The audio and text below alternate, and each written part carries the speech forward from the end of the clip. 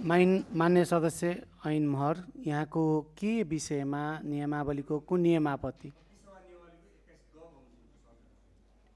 म हेर्छु, अहिले बस्नुहोस्। म पहिला अर्को मान्य सदस्यले समय मागिरहनु भएको छ, दिन्छु। यहाँको विषय हेर्छु। मान्य सदस्य समीक्षा बास्कोटा, 2 मिनटभित्र आफ्नो विषयवस्तु विषयमा केन्द्रित रहेर राख्नुहोला। सम्माननीय सभामुख महोदय, समयको लागि धन्यवाद। आज मैले यो संविधान देखाउँदै भन्नुपर्ने भएको छ।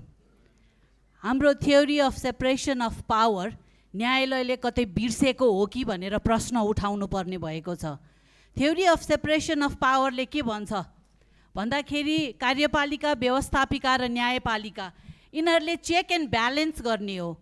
तर यहाँ त सत्ता कब्जा गर्ने नियतले यदि न्यायपालिका त्यो लेभलमा उत्रेर काम गर्न थाल्यो भने यसले न्याय सम्पादन गर्न सक्दैन।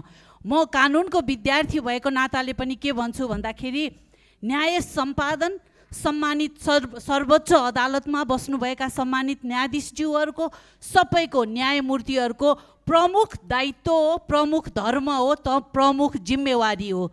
यदि न्याय सम्पादन नगरेर अन्य विषयमा उहाँहरूले विषयान्तर गर्न खोज्नुहुन्छ भने यो सम्मानित सदनबाट यसको विशेष ध्यान आकर्षण म न्यायालयलाई, त्यस्तै गरेर सरकारलाई र सभामुख महोदय मार्फत गर्न चाहन्छु। मैले संविधानको धारा 105 राम्रोसँग पढेको छु, व्याख्या गर्न पनि सक्छु। तर त्यो भन्दैमा यहाँ कतिसम्म भएको छ भन्दा सुन्न आए अनुसार आफैले प्रधान न्यायाधीश, कायम मुकायम प्रधान न्यायाधीशले डेलिगेसन बोलाएर रिट दर्पित भएका रिटहरूलाई दर्ता गर्ने आदेश दिनु कतिको न्यायोचित हो, यो हामीले छलफल गर्नै पर्छ। उहाँले कानुन दिवसको दिनमा गएर सम्मानित सर्वोच्च अदालतको न्यायमूर्तिले कानुन दिवसको दिनमा गएर पब्लिकली एउटा स्टेटमेन्ट दिनुभएको छ। त्यो स्टेटमेन्ट हो लडाई अझै बाँकी छ। कोसित लडाई बाँकी छ? उहाँ त न्यायमूर्ति हो।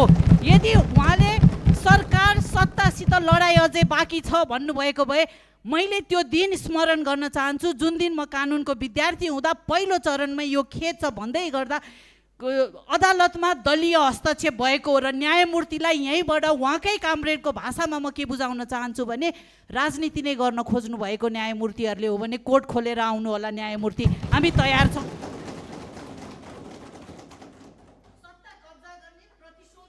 मान्य सदस्य बस्नुहोस्, मान्य सदस्य बस्नुहोस्, यहाँको समय सकिएको छ।